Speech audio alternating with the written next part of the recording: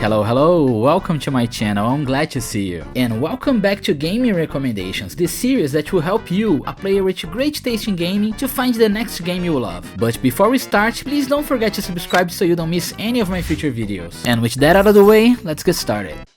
The rules are simple. We pick a relatively popular game, do a quick analysis of it to understand the 3 most important qualities it has. And then we try to find a game that could fit on these 3 categories, meaning that people that like game A will most likely enjoy game B. And today, we're diving in arcade racing game royalty, Need for Speed Underground.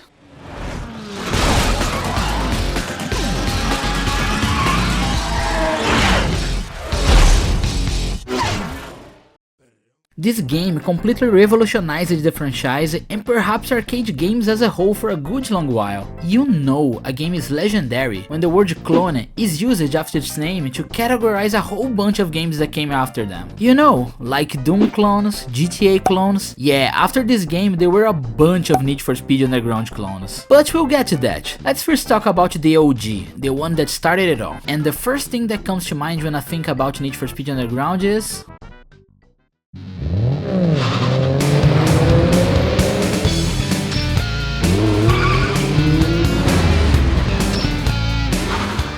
Unlike the previous Need for Speed games that are mostly composed of very expensive luxury cars, Underground focuses on the cars of the everyday man, the Golfs, Peugeot 206 and my personal favorite, the Honda Civic.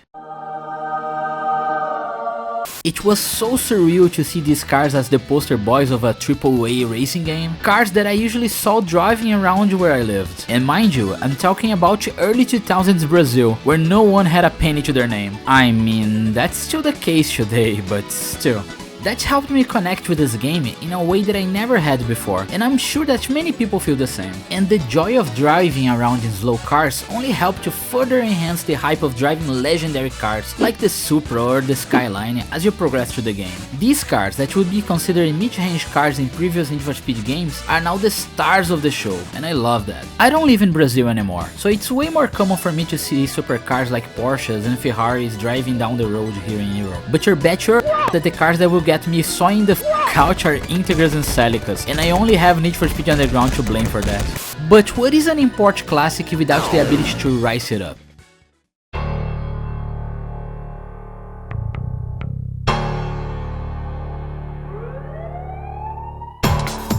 And you certainly can do that here, and I'm sure that the massive success of the Fast and Furious franchise had something to do with that.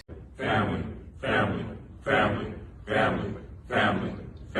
Making ordinary looking cars look insane was the norm back in the day. And this game was probably the introduction of the tuner scene for many people. I loved customizing my cars, and I was ecstatic every time I unlocked a new visual mod. And although the customization was greatly improved in Underground 2, it all started here. It was very interesting to see how each opponent car looked. And even races where every car on the grid was the same, none of them looked alike. It was a way to express your creativity and make your car truly unique, a reflection of your personality. And that's why when we saw the customization aspects of Need for Speed dwindle in future games, we were a bit disappointed. But anyway, on to our last point, which is the most important.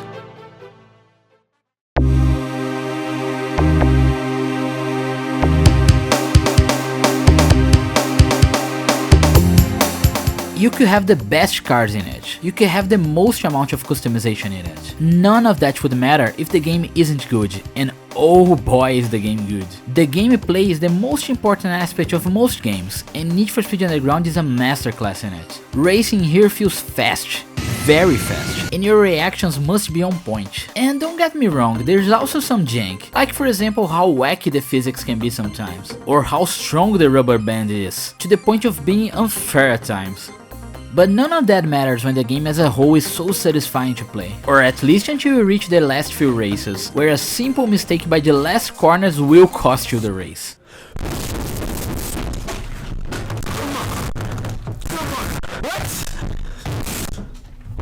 And because of that, this is one of the games I replayed the most in my life, but beating the least, and go figure.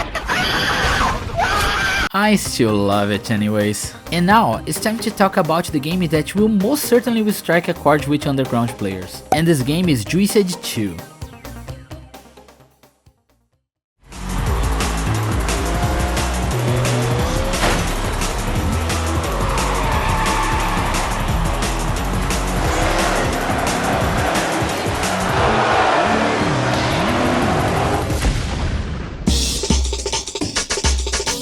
Released at the end of the life cycle of the PS2 and the beginning of the 7th generation, this game is one of these so-called underground clones, and it doesn't even try to hide that. Import cars, customization, scantily clad woman doing weird little dances.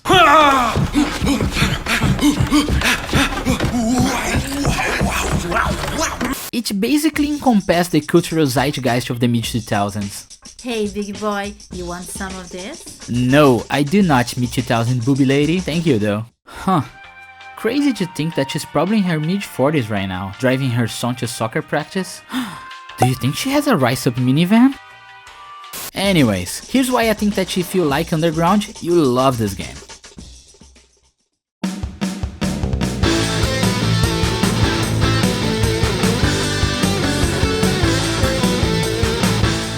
Just like Need for Speed, Juiced 2 has a very interesting car selection. You got your stinky shit boxes, you got your muscle cars, you got your European purebreds, and of course your hot imports. And we see many of the cars we loved in Underground here. And the best thing is that you don't even need to advance that much to be able to play with the R34, for example. It's just the second tier of unlocked cars and you're already able to live your edgy dreams. Dude, you bore me. Here's some cash, take a cab. You'll get home faster. And to me at least, the early to mid 2000s were the golden ages of sick looking cars. And thanks to these games that are basically time capsules, we can relive that. It's also interesting to see what was going on in the car scene of the time. Like for example the RX-8 here. Everyone thought it would be as huge as the RX-7. It never was. They ask you how you are, you just have to say that you're fine when you're not really fine, but you just can't get into it because they would never understand. Or for example the latest Evo here, that wasn't even unveiled yet. Crazy to know that it's not even manufactured anymore. Oh Mitsubishi, what happened to you?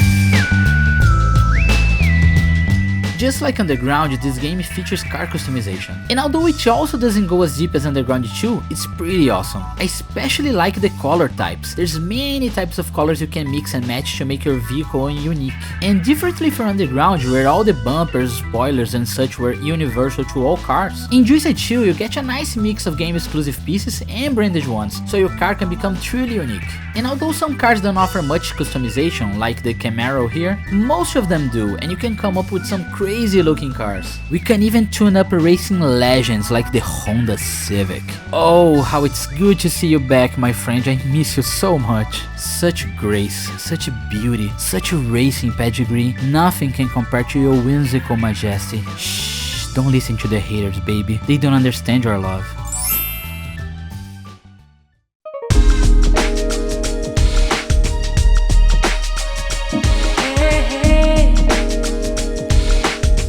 And lastly but certainly not least, the gameplay. And Juiced plays so good. Mwah.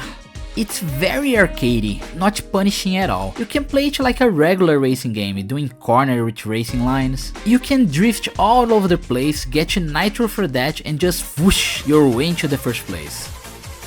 Talking about drift, the drift events in this game are awesome, thanks of course by the handling, which is so much fun. Cars actually do behave a bit differently from each other. Some are more stable, some are loosey-goosey. It feels great to buy new cars each tier and see what they can do. Oh, and another thing that this game has that I particularly love is the betting system. Before each race, you can bet with the other racers to net some extra cash by the end. And whether or not they'll accept the bet depends on their personality, which is key in this game. Each racer has a different personality.